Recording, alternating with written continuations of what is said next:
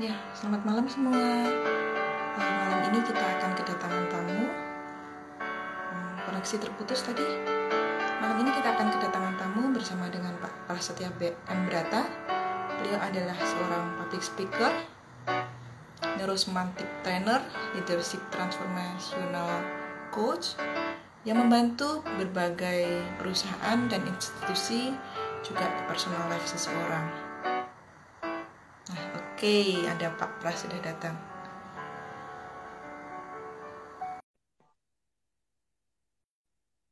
Nah, selamat malam Pak Pras.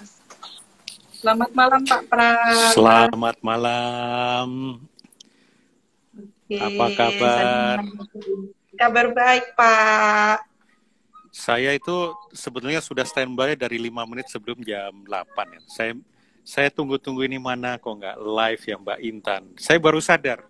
Terus saya cek dulu di poster, oh ternyata di akunnya Ruang Pulih. Saya belum follow. Jadi langsung saya follow, ya langsung saya pencet live-nya. Oh ternyata ketemu di sini. Jadi 10 menit saya nunggu mana ini kok nggak mulai-mulai. Salah Bang. Ya ini kesalahan saya yang tidak teliti, tidak cek. Saya juga salah tidak memberitahu di mana kepikirannya ke saya. Sebetulnya sudah ada di poster kan, di Ruang Pulih begitu. Cuma kan saya memang nggak ngeh. Saya pikir wah Mbak Intan, nunggu dari Mbak Intan aja deh. Gitu. Ini karena kita judulnya ngopi, mari kita sambil ngopi. Yang nggak ngopi silakan ngeteh. Iya, ini saya bawa teh uhunya nih Pak. Tapi kali ini saya nggak ngopi karena tadi sudah ngopi, jadi ini malam hari ini karena saya sudah sering IG live di dalam ruangan ya, sekarang saya coba di luar ruangan supaya isis, supaya dingin. Nah, jadi susu jahe. Kita nggak ngopi susu jahe aja. Walaupun risikonya ya kalau di luar ruangan, suara motor mungkin nanti kedengeran. Kayak sekarang ini kedengeran nggak suara motornya? Kedengaran sih, tapi suara Bapak juga cukup lebih jelas kok. Tidak mengganggu ya? Iya. Mbak Aini dari Medan ini bilang maklum kok Pak faktor U. Kayaknya faktor L, faktor layar di depan layar terus. Apa itu? Oh, aja saya ada masukan dari Mbak Yuli Semarang, katanya Mbak Intan mundur dikit, turun sedikit atau naik sedikit ininya, segitu. Udah? Agak turun dikit juga boleh. Agak turun sedikit juga boleh. Enggak, maksudnya layarnya diturunkan. Ya, terus kayak tukang ya kayak tukang parkir saya. Kok bisa ya keluarnya gini? Kayak tadi sore itu juga sih Pak, kepotong gitu. Dan Pak nggak menyadarin, kayak di saya ini keluarnya full. Full ya? Oh, kalau saya gimana? Iya. Full juga sih Pak. Sudah oke ya? Iya. Oke. Masih mending sih tidak layar hitam, soalnya kemarin saya juga live juga dengan Bunda Lucy itu tambah layar hitam, dia sampai bingung kenapa saya nggak bisa keluar gitu. Jadi setidaknya sekarang sudah lebih baik. Mungkin Bunda Lucy perlu ganti HP yang lebih mahal ya. Katanya perlu keluar dari kegelapan. Ini di Bali jam 9 ya? Iya, di Bali sudah jam 9 sekarang. Oke. Dan pada masuk rumah. Udah pada masuk rumah.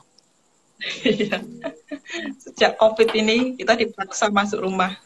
Iya. Apa kita mau ngobrolin apa nih? Nah, ini kan Pak, sekarang kan semua orang jadi buat kelas online nih. Gitu kan. Nah, tapi kan sampai istilahnya pada banyak nih di sosial media yang istilahnya akhirnya copywriting-nya aja yang bagus gitu. Ternyata kelas nggak bagus. Nah, kriteria atau indikator bahwa kelas itu tidak bagus itu apa? Misalnya. Nah, saya jadi sebetulnya tertarik gitu dengan status Pak Pras yang ngomong bahwa kadang orang itu memindahkan sampahnya. Apakah seperti itu gitu? Kenapa bisa memindahkan hanya dengan kata-kata? Ya, jadi ini pertanyaan yang akhirnya di malam hari yang santai ini jadi berat ini. Nah, kata-kata saya mengatakan berat, itu kan sebetulnya menunjukkan adanya model of the world di layar pikiran saya, di ruang dalam saya. Jadi kita ini kan bernavigasi di dunia ini, beroperasi itu bukan berasal dari realitas, tetapi peta kita tentang realitas. Sehingga apakah peta yang kita gunakan untuk bernavigasi ini clear, atau berkabut, atau usang, tidak relevan lagi, itu menentukan bagaimana kita beroperasi sehingga akhirnya kita mencapai tujuan apa tidak, kita selamat atau tidak di dunia ini, di perjalanan ini, karena peta yang kita gunakan ini bermasalah. Ketika saya mengatakan berat, itu berarti kan sebetulnya linguistik simbol. Jadi bahasa itu adalah simbol, bukan realitas, simbol dari sesuatu. Nah, sesuatunya itu adalah layar persepsi saya, layar pikiran saya, di mana di dalam layar pikiran saya itu ada gambar, ada suara, ada rasa, dan ada kata-kata. Kata-kata sendiri merupakan penyimbolan dari gambar, suara, dan rasa. Ketika saya ngomong berat itu kan kelihatan gambarnya itu kayak acak-adut, rasanya itu berat gitu. Sehingga ketika itu terjadi di dalam ruang pikiran saya, ruang persepsi saya, layar persepsi saya, namanya macam-macam. Maka ketika saya ngomong, mulut ini kan tidak mampu secara utuh menggambarkan ruang dalam kita, persepsi kita. Sehingga kita hanya satu dua kata, satu dua kalimat, dan itu hanyalah menjadi simbol ini. Makanya kata-kata yang keluar dari mulut kita itu selalu tidak lengkap. Selalu tidak lengkap. Karena di sana sudah terjadi deletion, sudah terjadi penghapusan, sudah terjadi generalisasi, sudah terjadi distorsi. Kalau misalnya saya katakan, Mbak Intan, saya haus. Apa respon Mbak Intan? Mau minum apa, Pak? Nah, maka respon Mbak Intan itu bukan respon Mbak Intan, itu berdasarkan map-nya Mbak Intan sendiri, berdasarkan layar persepsi Mbak Intan sendiri. Kenapa? Karena haus itu adalah representasi linguistik simbol dari model of the world di dalam pikiran saya. Nanti saya kasih tahu kenapa dikatakan model of the world. Di dalam gambar, suara, rasa, dan kata-kata di dalam pikiran saya. Di situ ada harapan, ada makna, ada keyakinan, ada value, ada referensi, ada memori, ada imajinasi. Wow, itu berkumpul jadi satu kan? Nah, saya mengatakan saya haus ini sebenarnya belum lengkap. Kan belum ditanya. Udah lengkap belum kalimat saya haus gitu? Belum lengkap. Atau sudah lengkap? Belum lengkap. Haus apa? Saya ini haus kasih sayang. Nah, begitu kita tahu sebetulnya apa yang ada di dalam pikiran yang tersimbolkan oleh kata saya haus, oh ternyata haus kasih sayang. Kemudian kalau misalnya saya katakan, si Ucok itu bikin gua marah. Apa respon Mbak Intan? Bikin gua marah. Marahnya kenapa? Nah, artinya Ucok bikin gua marah. Di balik kata-kata Ucok bikin gue marah, itu kan ada sesuatu drama di dalam pikiran saya, di dalam layar di dunia saya ini, di bioskop pikiran saya ini. Ada drama Ya. yang tidak dijelaskan secara lengkap oleh kalimat ini, toh. Maka tugas kita kan adalah bertanya supaya melengkapi, komplit. SPOK, subjek, predikat, objek, keterangan.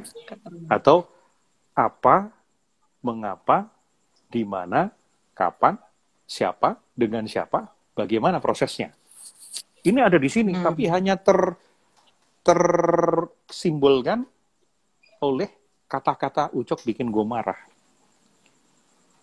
Ucok bikin gue marah. Bagaimana persisnya Ucok bikin gue marah? Iya, dia tuh ngomong jelek tentang gue. Jelek. Jelek itu yang seperti apa? Bagaimana lu menilai itu jelek? Ya dia kan ngomong sama gue, katanya gue ini goblok. Oke. Yang dimaksud dengan goblok oleh dia ini apa? Yang lu maksud dengan goblok menurut penerimaan lu itu apa? Dan bagaimana itu kemudian menjadi marah? Apa proses yang ada dalam pikiran saya? Jadi sekumpulan proses yang kompleks ini hanyalah tersampaikan ke kata-kata tertentu. Nah, sehingga sebetulnya kata-kata itu hanya etalase dari dapur pikiran kita. Itulah sebabnya yang kompleks itu. Ini belum kita bicara bahwa ternyata, kan tadi saya sebut sebagai model of the word. Ternyata gambar, suara, rasa, kata-kata dalam pikiran kita itu hanyalah simbol dari realitas. Bukan realitas. Tapi kita kan sering meyakini bahwa apa yang kita pikirkan itu benar 100%. Padahal kebenaran kita hanyalah kebenaran internal. Seluas, selengkap, sedalam, sekomplit apapun konsep kita tentang sesuatu tidak akan pernah menyentuh sesuatu itu sebagai realitas. Ini. Ketika saya melihat sesuatu itu, ada yang tidak kelihatan di saya. Dan ketika saya mau tahu ini warnanya apa sih? Putih. Di mata. Sebetulnya warna dia itu komplit, tetapi dia memiliki zat yang memantulkan warna putih itu juga karena ada cahaya. Coba kalau nggak ada cahaya, warnanya apa? Hitam. Di mata kita. Apalagi kalau cahayanya kuning. Akan jadi putih kuning kan? Tidak putih ring, putih LED itu tidak gitu, tapi kuning gitu. Nah, artinya sebetulnya yang memproduksi warna itu adalah mata kita kan. Nah, sehingga bayangkan betapa mudahnya kita salah paham kepada orang lain. Tapi yang lebih konyol lagi, yang lebih berbahaya lagi adalah ketika kita salah paham dengan diri kita sendiri. Nah, maka ketika pikiran kita sebagai dapur ini penuh dengan sampah, dengan permasalahan, makna-makna, keyakinan-keyakinan yang based on fata morgana, based on hoax, tidak didukung oleh fakta, tidak didukung oleh kenyataan, hanya keyakinan dan asumsi kita. Kemudian ketika kita ngomong, ya sebetulnya kita ini sedang memindahkan persoalan sampah-sampah diri kita itu kepada orang lain.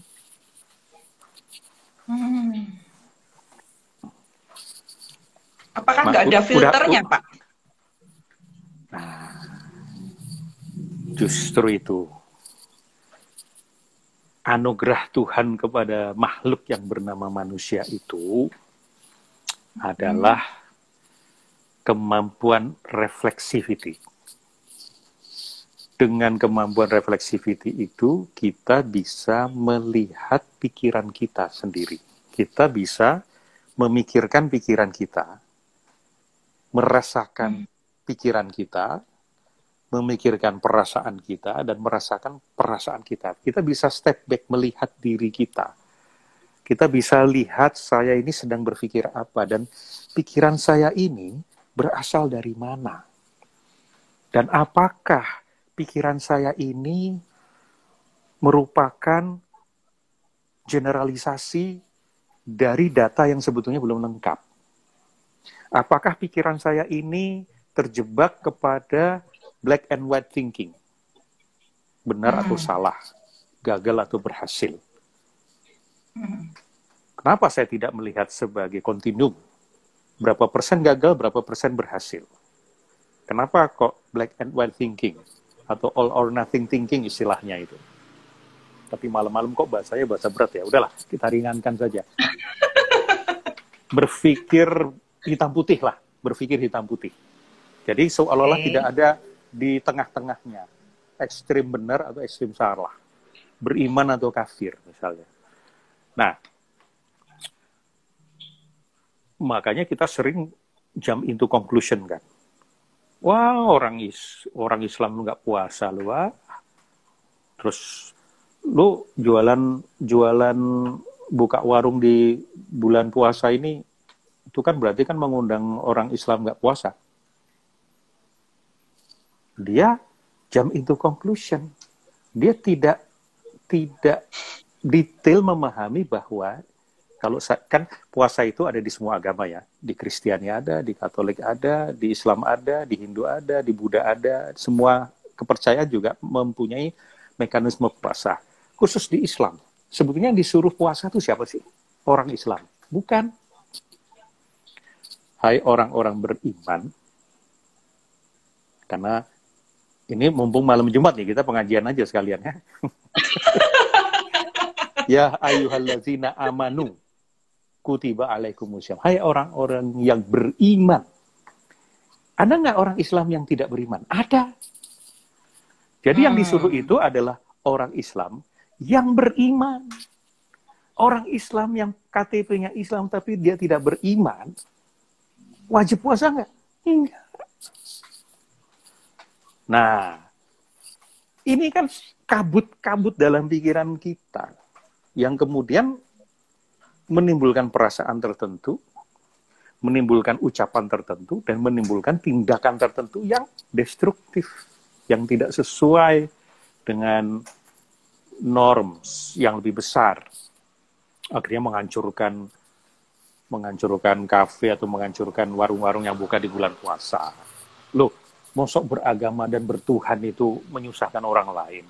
Jangan-jangan kita ini bukan menuhankan Tuhan, tapi menuhankan pikiran kita yang berkabut itu tentang Tuhan, tentang beragama, tentang menjadi manusia. Nah, ada lagi pikiran yang berkabut itu, sampah-sampah itu. Misalnya, ketakutan atas sesuatu. Yang sebetulnya ketakutan itu, contoh misalnya, kalau di depan kita ada ular, terus kita takut. Itu ketakutan yang real bukan? Real. Ular real. Karena dia berbahaya. Bisanya dapat membunuh kita. Takut kuman, takut virus COVID. Real. Virusnya real. Tetapi kalau kita takut pocong, real atau tidak? Tidak. Pikiran kita, takut dengan pikiran kita sendiri gitu misalnya. Iya, karena yang menciptakan pocong itu adalah pikiran kita. Dulu asal-muasalnya itu disebut dengan memetika budaya. Ya budaya, konstruksi budaya pocong itu. Nggak ada pocong itu di Amerika toh. Setan mereka itu kaya-kaya. Dracula, Frankenstein, vampire. Lah, vampire-nya Amerika sama vampire-nya Cina beda. Artinya apa? Jenis-jenis setan itu adalah sebuah story, memetika namanya.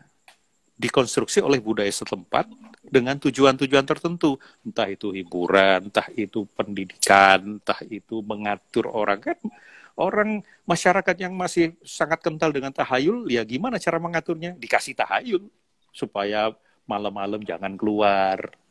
Supaya anak-anak jangan keluar, nanti kalau keluar nanti dimakan sama raksasa, buto ijo misalnya. Itu diciptakan untuk mengatur. Pada saat itu tujuannya baik, tetapi akhirnya kan kita itu bukan real fear, tetapi learn fear. takut yang dipelajari. Sehingga sebetulnya kita tidak takut terhadap sesuatu, tetapi takut terhadap ketakutan kita sendiri, namanya paranoia.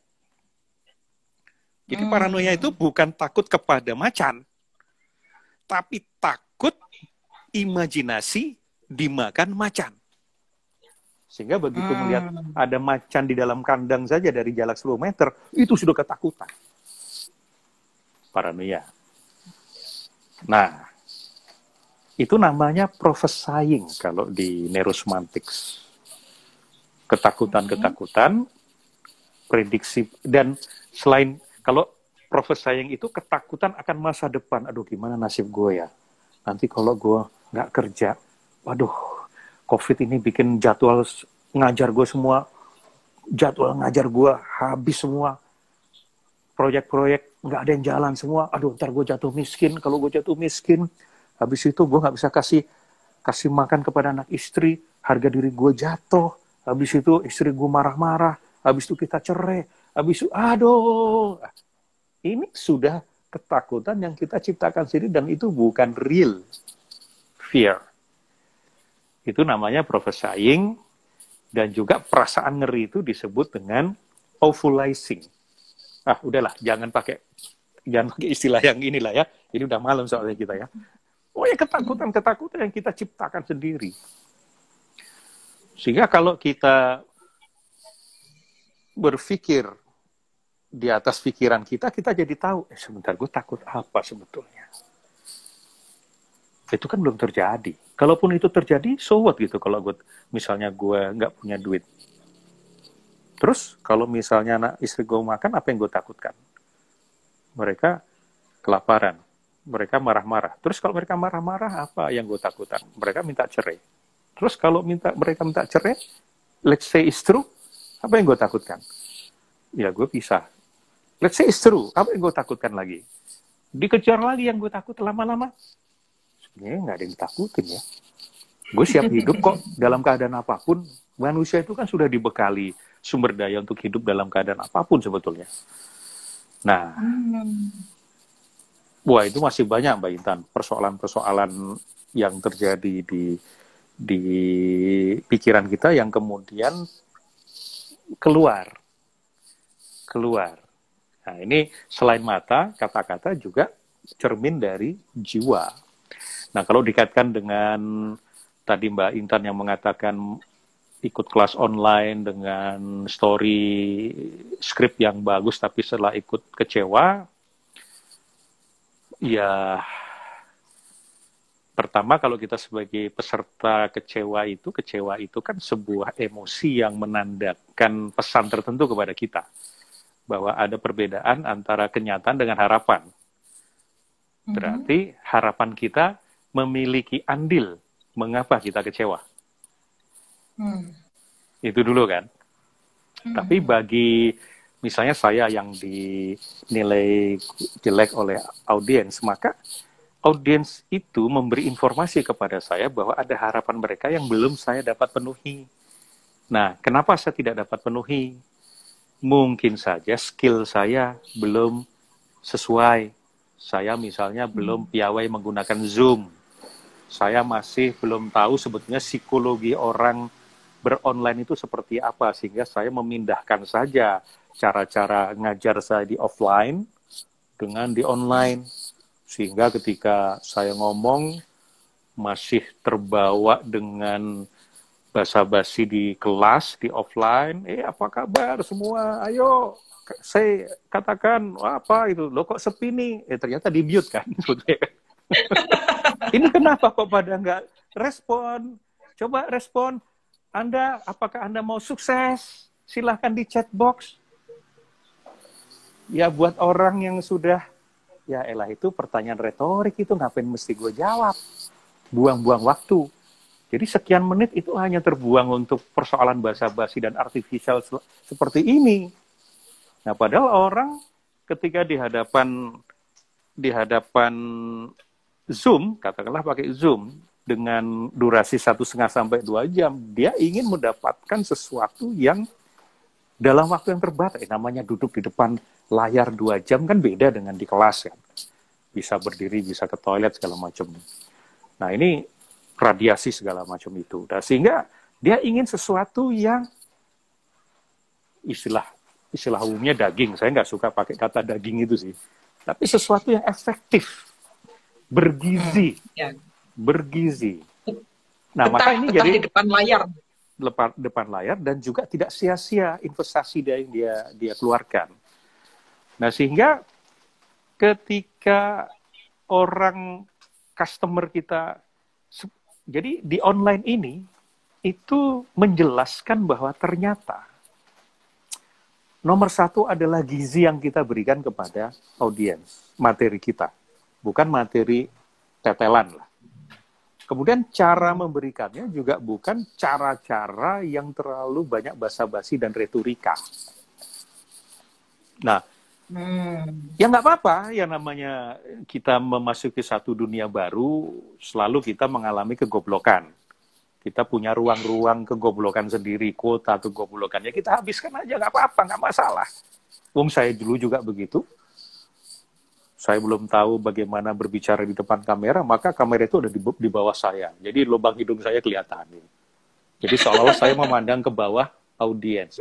Ternyata salah. Ada yang kasih feedback. Wah, terima kasih. Mulai dapat ilmu. Pelan-pelan saja, pelan-pelan. Ini saja, ini masih banyak langit di atas langit. Artinya mungkin saja yang kita lakukan ini belum tentu ideal loh, belum tentu bagus loh. Mungkin aja ada salah-salahnya. Nah, jadi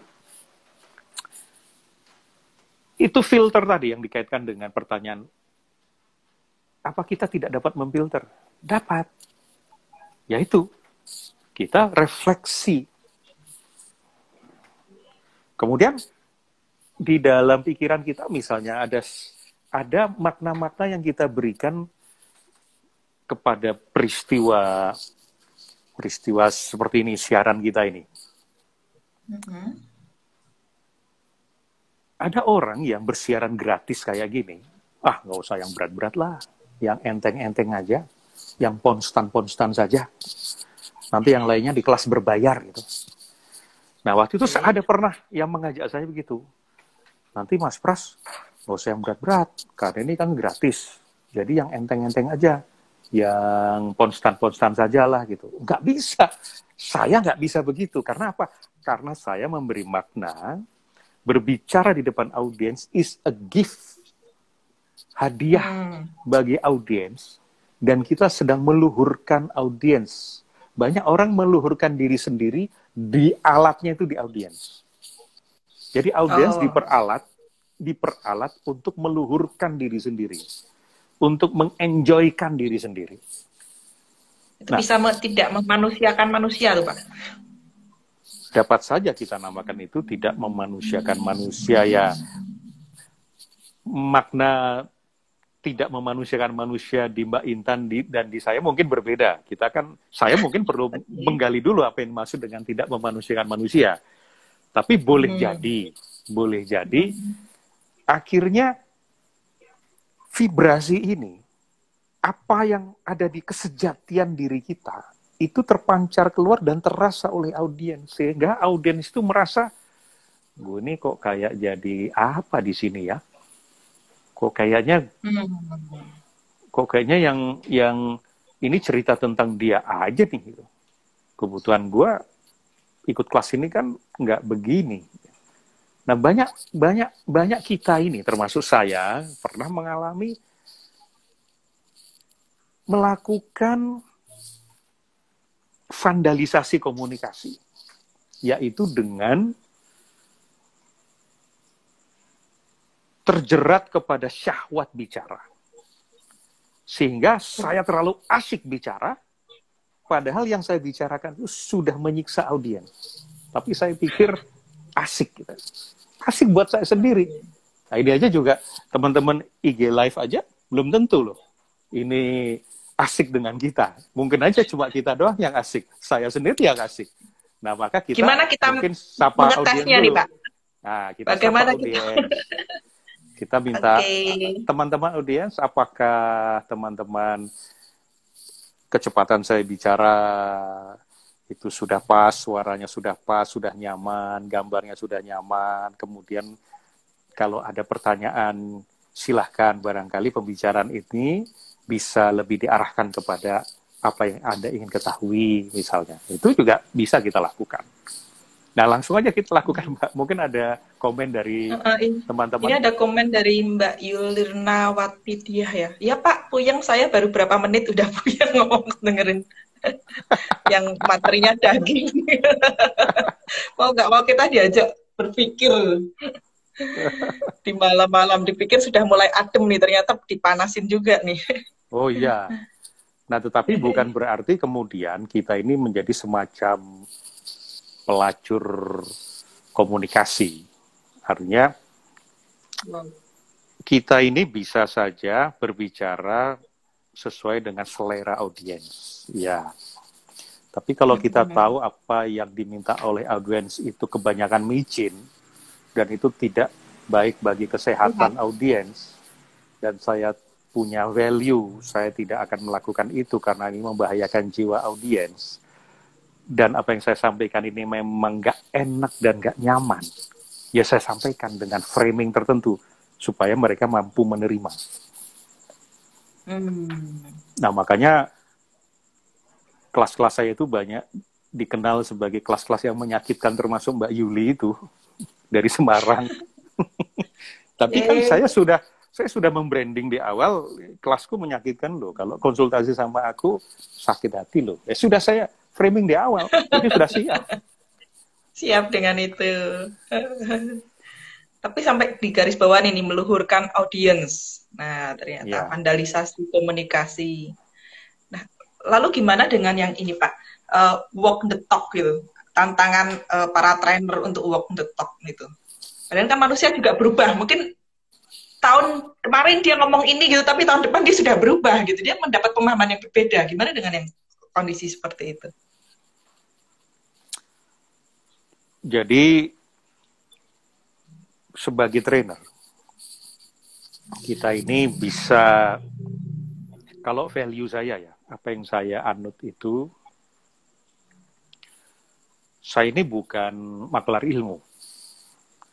Kalau saya makelar ilmu, maka saya kulakan ilmu dari para trainer lain, saya susun materi, saya masukkan ke video dan ke slide, dan ketika saya presentasi, saya sedang mempresent sesuatu, dan ketika lampu mati, slide mati, kebingungan saya, karena materi saya ada di slide. Oke. Apa yang perlu kita lakukan? Ketika saya belajar, bukan kulakan ilmu, saya belajar suatu ilmu, maka ilmu itu apply to self first. Nah, ketika kita sudah mulai, oke, saya sudah mahir, saya sudah konsisten, barulah kemudian di depan kelas, saya mengajarkan dengan alat bantu slide, dan ketika slide mati, saya tidak pusing, saya tidak bingung, saya ambil spidol, kemudian saya ngajar di flip chart. Kenapa? Materinya bukan di slide. Karena sayalah materinya. Sayalah materi. Alat bantu. Sayalah materinya. Sehingga apa yang saya ajarkan adalah tinggal merecall apa yang saya lakukan. Yang saya lakukan based on apa yang saya pelajari sebelumnya. Nah, mandat seorang trainer itu seperti itu. Tetapi kalau ada yang mengambil jalur berbeda, yaitu sebagai makelar ilmu, ya nggak apa-apa. Nggak apa-apa, itu pilihan. Itu pilihan. Kalau kita kemudian menjudge dia, merasa saya yang lebih bagus dari dia, kita sendiri sudah kena racun pikiran kita sendiri, kesombongan kita, merasa lebih baik, merasa bahwa dunia itu harus diatur dengan cara saya mengatur.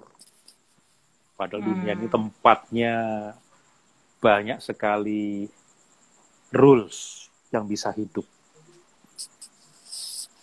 Nah, Nah, ketika itu pun saya lakukan, kemudian saya menulis di status Facebook, kemudian saya menyindir-nyindir para trainer baru yang belum kompeten, yang jadi penjual ludah misalnya, atau nah itu sebetulnya saya sedang merasa tidak memiliki nilai diri yang tinggi sebagai manusia. Self esteem saya turun, self esteem saya nggak ada, rendah. Karena orang yang punya nilai tinggi, justru dia itu punya kekuatan. Orang yang membuat orang lain jatuh, sebetulnya dia ingin orang lain itu sekaligus menunjukkan kekurangan dia, insecurity dia. Insecurity saya, kalau saya melakukan itu. Nah, itulah yang mendasari kenapa kita ini bisa saja hanya memindahkan persoalan-persoalan dapur dan ruang dalam kita itu kepada audiens.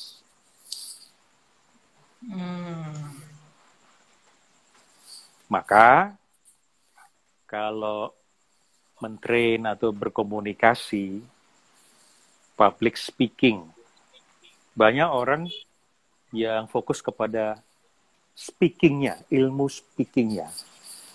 Tetapi speaker-nya sebagai speaker yang melakukan speaking belum dibereskan. Walaupun yang namanya manusia ya selalu bertumbuh dan berkembang kan. Hari ini dapat ilmu baru, kemudian meninggalkan cara-cara yang lama, sehingga saya menjadi seorang yang baru, ya nggak apa-apa. Itu berproses aja. Wong saya mendengar suara saya 3 tahun yang lalu, itu rasanya nggak enak kok. Bahkan kepada diri saya yang lalu saja, itu rasanya nggak enak. Oh, berarti ya alhamdulillah ada kemajuan. Ya gimana kita mau menjudge orang lain yang sedang berproses juga seperti itu? Ya lebih baik kan mengevaluasi diri sendiri saja dulu. Ya istilahnya kita bersaing dengan diri kita di masa lalu gitu ya Pak. Kata bersaing ini dalam pengertian kita menjadi lebih baik lah ya daripada di masa lalu lah. Ya, artinya tidak menjadikan diri kita itu musuh bagi kita. Justru sahabat. Ketika menjadikan diri kita musuh, ya, ketika menjadikan diri kita musuh, menjadikan diri kita rival, itu state kita bermusuhan dengan diri sendiri, merasa ketakutan dengan diri sendiri. Tapi ketika itu menjadikan sahabat karib yang setia menemani kita, membantu kita berjalan dari waktu ke waktu, maka masa lalu itu kita anggap sebagai sahabat karena dia memberikan pelajaran besar buat kita untuk bekal untuk hari ini. Jadi kata-katanya apa selain bersaing berarti? Itu ya. Mengaca, bercermin pada saya yang dulu gitu. Apakah sudah bertumbuh gitu? Nggak ada kata yang benar. Yang ada itu adalah bagi saya. Itu kan bagi saya kan. Iya. Saya menghindari menggunakan kata bersaing. Tapi kalau bagi seseorang, misalnya termasuk Mbak Intan, itu masih berguna, yaitu psikologiknya Mbak Intan. Jadi logik bagi Mbak Intan, tidak logik bagi saya, tapi itu psikologik, ya nggak apa-apa. Karena setiap orang benar pada saat itu. Benar pada saat itu. Seorang yang membunuh, seseorang yang nyolong, dia pada saat itu benar menurut pemikiran dia, frame yang bekerja pada saat itu, situasi itu. The best choice adalah membunuh pada saat itu. Tapi setelah itu kan lakukan refleksi, kita lihat, oh dampaknya apa. Nah, dengan kemampuan ini sebetulnya kita juga bisa, refleksi kita itu adalah meminjam diri kita di masa yang akan datang, mendatangkan sahabat kita masa depan.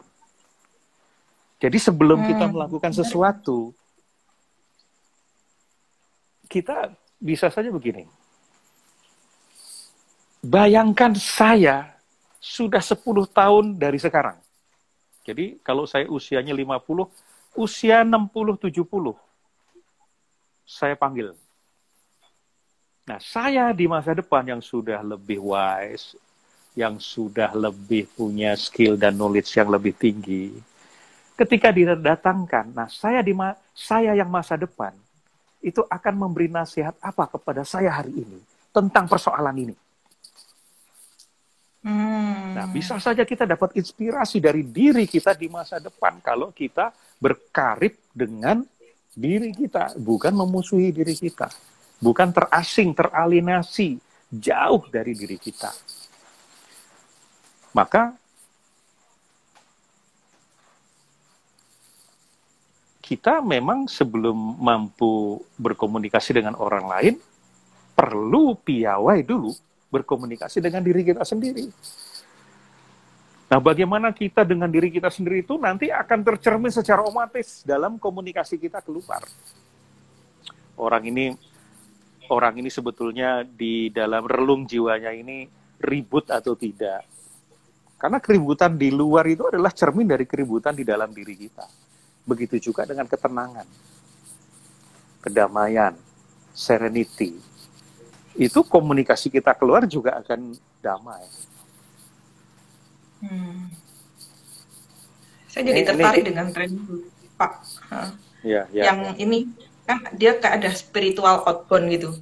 Ada dengan menjadi dibaca dan didengar, tapi ada spiritual outbound. Apa kaitannya gitu berbicara dengan spiritual itu sendiri? Spiritual outbound ini adalah istilah yang diberikan oleh Mas Pri. Saya sendiri nggak tahu apa artinya. Nggak paham saya. Oh, ini spiritual outbound. Tetapi ya sudahlah. Jadi saya dengan Mas Pri ini kan unik. Setiap kita mengadakan kelas, masing-masing kita tuh sebenarnya sudah menyiapkan. Tetapi ketika orang bertanya, apa sih randonnya? Nggak bisa kita jawab. Nggak ada randon. Jadi orang membayar mahal itu bukan membayar randonnya, membayar kami ya. Dan itu sejatinya bukan membayar kami, wong cuma segitu kok harganya gitu. Itu membayar, itu kesediaan untuk membayar proses untuk berubah. Nah, sehingga kenapa dikatakan spiritual outbound? Karena tekanan di kelas yang nanti akan saya dan Mas Pri adakan itu adalah kita memahami segala sesuatu itu dari level spiritual. Karena kalau kita sudah berada di level spiritual itu, saya dengan Mbak Intan misalnya, sudah pada level spiritual, saya nyanyi sefales apapun kan ikhlas saja. Saya nyanyi fales. Mbak Intan itu sudah menganggap saya sebagai ruh yang sama,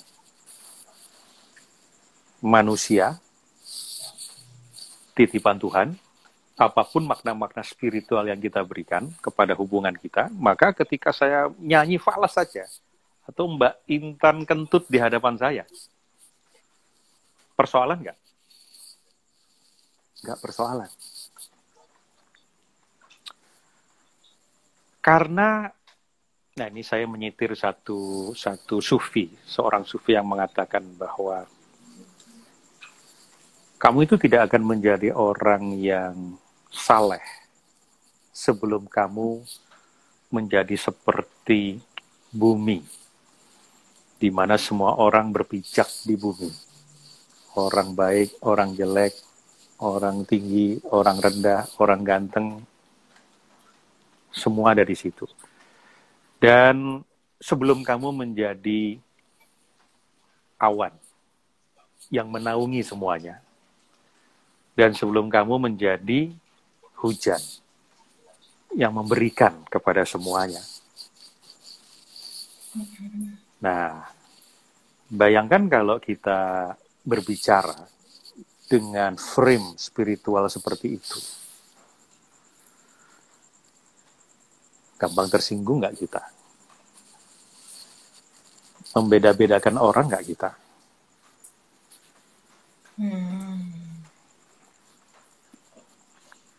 Itu salah satu mengapa kelas itu nanti adalah perjalanan kita untuk berselancar di level spiritual. Makanya disebut dengan spiritual outbound. Apa bisa terkait dengan energi ya Pak ya? Kalau pembicara spiritual itu maksudnya, ya itu kan mau ngomong apa, mau ini apa, tapi ada energi yang tertransfer istilahnya. Apalagi kayak Pak Pri kemarin ngomong waktu saya ikut juga gitu. Nah, energi itu kan nggak perlu diciptakan, dia sebagai efek dari frame spiritual itu. Jadi ketika kita beroperasi pada level spiritual, energinya sudah beda. Dan tidak perlu kita risau dengan, gue mau energi spiritual, ntar gue sengaja ke spiritual, padahal kita belum selesai di level intelektual. Padahal belum selesai di level emosional. Nah, untuk mencapai kecerdasan spiritual, kita perlu lolos dulu di energi intelektual dan emosional. Kita perlu logik dulu. Yang kita omongkan itu benar, tidak hoax. Berasal dari clear mind, pikiran yang jernih tadi, yang dilengkapi dengan dasar-dasar yang kuat mengapa kita akan ngomong seperti itu. Logik. Setelah logik, etik. Setelah etik, baru estetik. Nah, energi spiritual itu nanti akan meluncur dengan sendirinya ketika kita berada di level estetik ini. Dan itu ada di ranah spiritual. Nah, ngomong menjelaskan tentang itu saja, boleh jadi masing-masing kita berbeda, map kita. Tetapi nanti ketika di kelas, kita akan mengalami langsung. Jadi, kurikulum saya dan kurikulum Mas Pri, walaupun kita siapkan, belum kita keluarkan. Dikeluarkannya kapan? Nanti begitu kelas dimulai. Baru kita keluar. Oh, ternyata begini toh. Oh, ternyata audiens ini seperti ini. Oh, persoalan mereka seperti ini. Oh, kegoblokan mereka ada di sini. Ya sudah, kita garap. Sampai selesai. Dan belum tentu selesai. Oke. Jadi para pemasar yang mau memasarkan kelas Pri-GS itu biasanya frustrasi. Karena ditanya prospek, ini kelas apa sih? Apa ya? Nah, kalau menjadi speaker ya atau trainer, apakah itu tuh bisa, misalnya orang nggak punya bakat, tapi dia belajar dengan ini tadi kan di intelektual dan ininya dia gunakan sebaik-baiknya, dia berusaha sebaik-baiknya, apakah bisa jadi bagus atau memang nggak perlu punya bakat? Bakat itu kalah dengan ketekunan. Jadi kalau kita tekun berlatih, kita belajar berlatih, ya kita mampu. Bakat itu gift dari Tuhan yang bolehlah itu sebagai sumber-sumber kesyukuran dan modal-modal untuk membuat kebaikan. Artinya seseorang yang diberi bakat adalah seseorang yang dipilih oleh Tuhan, diberikan modal-modal kebaikan untuk membuat kebaikan dan membaikkan. Nah, kalau nggak paham ini kan bakat jadi sumber kesombongan jadinya, merendahkan orang, bukan menciptakan kebaikan. Saya sendiri nggak tahu punya bakat atau tidak. Menurut saya sih enggak. Tetapi saya ketika usia 46 tahun belajar vokal dengan bunga. Kalau 5-6 tahun yang lalu dengar suara saya, saya aja malu kok. Saya aja malu dengar suara saya. Malesnya bukan main. Dulu itu saya nggak punya vibra. Dan saya dulu punya belief bahwa vibra itu gifted. Bakat. Jadi nggak semua orang punya vibra. Jadi saya kebetulan tidak diberikan vibrato. Jadi kalau saya dulu nyanyi ya saya lempeng-lempeng aja. The falling leaf. Tapi begitu dilatih, sampai dengan saat ini, meskipun saya tidak mengatakan suara saya bagus, dan memang belum, karena terus berlatih, tapi akhirnya saya punya vibra. The falling leaf. Ada vibranya. Oh, ternyata ada vibranya. Walaupun belum bagus. Dulu saya nggak punya. Nah, akhirnya kan belief saya hancur sendiri yang lama. Oh, ternyata kalau dipelajari, dilatih itu bisa. Bisa. Nah, maka ketika orang merasa bakat itu sebagai penghambat, dengan mengatakan saya tidak punya bakat, jangan-jangan dia salah paham dengan dirinya sendiri. Dia sedang ditipu oleh pikiran-pikirannya sendiri.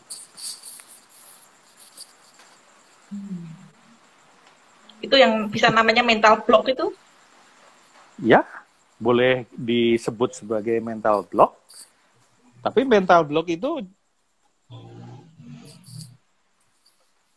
itu sebetulnya bagian dari diri kita untuk memberitahukan sesuatu kepada diri kita. Maka jangan buru-buru dihilangkan mental block itu. Kita takut bisnis karena takut bangkrut. Nah, itu kan baik. Takut bangkrut itu kan baik. Dia memberitahukan kepada kita supaya kita menyiapkan contingency plan. Memikirkan sematang mungkin, walaupun tidak harus ideal, tidak harus sempurna, tetapi paling tidak itu cukup untuk bergerak.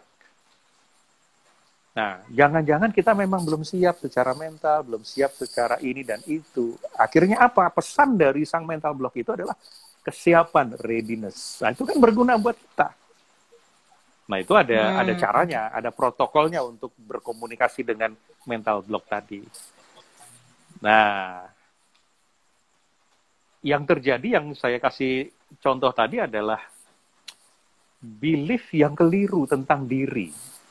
Yang saya pikir saya ini nggak berbakat, saya ini nggak mampu.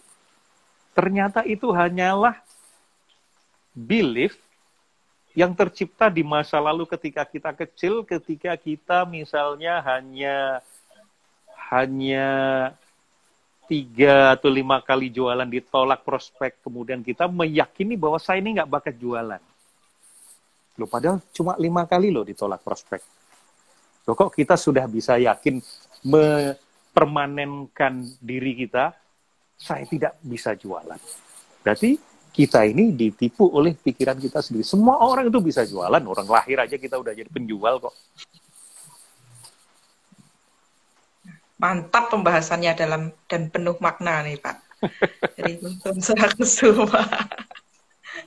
Oke, kita ini biasanya orang tuh bisa tahu timernya. Kita kemungkinan kan 1 jam ya, mungkin 5 sampai 10 menit lagi. Ini, ya mungkin sebentar lagi kita akan putus. Jadi boleh jadi kita mendingan sapa teman-teman kita, sehingga nanti begitu kita putus, ya kita nggak menyesal.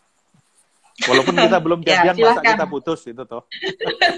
Iya, silakan Pak Pras, ini sepertinya fans dari Pak Pras semua nih menunggu-nunggu. Apa Mbak, yang ada pertanyaan lagi nggak Mbak, dari teman-teman kita ini? Teman ngobrol, teman-teman ngeriung kita ini. Semuanya dari awal sih menyimak ya, karena belum tahu arah pembicaraannya kemana gitu. Yang ngobrol ternyata tidak sekadar ngobrol, ngopi tidak sekadar ngopi. Oh iya, kalau kita ngobrol ngopi kan kita nggak punya outcome atau objektif. Kita ngobrol dalam rangka ini. Nggak, namanya ngobrol semunculnya ya kita ngobrol. Iya, itu ya. Jadi biasanya kan selalu ada topik kan kalau sama Pak Pras itu kan. Ini sekarang ngobrol tadi sampai ini saya baru ikut, belum tahu apa yang pembahasannya, belum bisa bertanya gitu. Tapi menarik sih kalau terakhirnya dibilang bahwa mantap sekali pembahasannya. Oke. Berarti sekadar ngobrol aja seperti ini gitu kan Pak, apalagi yang ngobrol beneran. Itu karena saya memang punya value.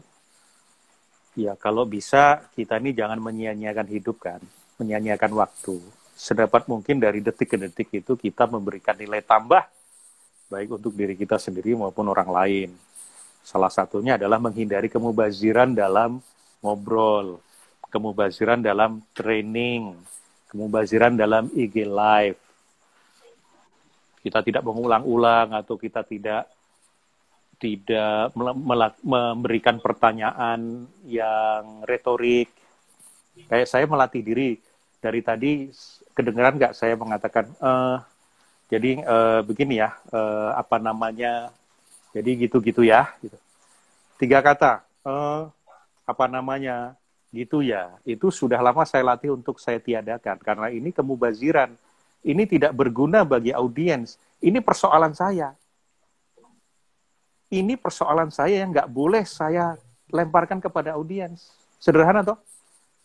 Hanya dengan menghilangkan gitu ya, dan apa namanya, itu kita sudah meluhurkan audiens loh. Kita sudah memberikan the best kepada audiens. Setidaknya tidak memberikan hal yang sia-sia. Itu kan persoalan saya. Itu kan persoalan saya berpikir. Jangan libatkan audiens dalam persoalan saya berpikir. Kenapa bisa begitu ya Pak ya? Rata-rata. Nah, itulah yang kita pelajari. Nah, itu yang dipelajari di kelas saya, ya, sekalian promosi. Kelas Sabtu ini. Ya. Tapi ya itu kan persoalan, bisa karena kemalasan berpikir, bisa karena menutupi atau ketidaksadaran bahwa itu sebetulnya dapur berpikir kita. Tidak perlu kita keluarkan di dalam etalase menu kita, etalase makanan kita. Jadi ya berlatih, mau nggak mau kita berlatih. Latih untuk aware, untuk tidak mengucapkan kata-kata itu. Tidak mengucapkan pertanyaan-pertanyaan retorik. Apakah Anda mau sukses? Di sini yang ingin kaya, silakan angkat tangan. Ya semua orang ingin kaya.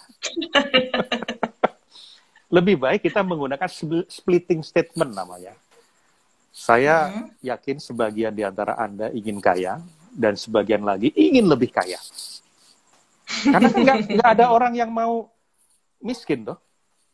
Nah, maka splitting statement aja dalam 10 detik aja udah menjangkau, sudah mengkonfirm, sudah meng-pacing, sudah mengkonfirmasi audiens. Ngapain kita ulur-ulur waktu dengan, saya ingin tahu, silakan di sini yang Anda ingin kaya siapa?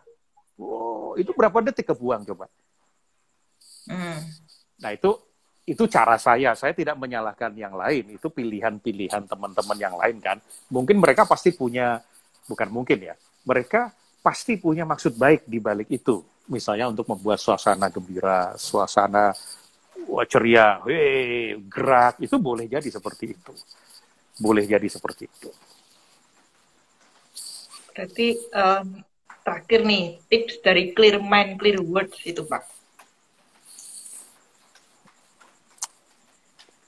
Itu ada materinya sayangnya ya. Jadi kita membebaskan diri, ini membebaskan diri dari yang namanya jump into conclusion, dari yang namanya overgeneralization, dari yang namanya black and white thinking, dari yang namanya labeling, dari yang namanya personalizing, take personal, yang namanya emotionalizing, bertindak berdasarkan emosi, dari yang namanya discounting, merendahkan diri sendiri, impossibility thinking, dari yang namanya stereotyping, filtering, magnifying, ovulizing, prophesying. Nah, loh.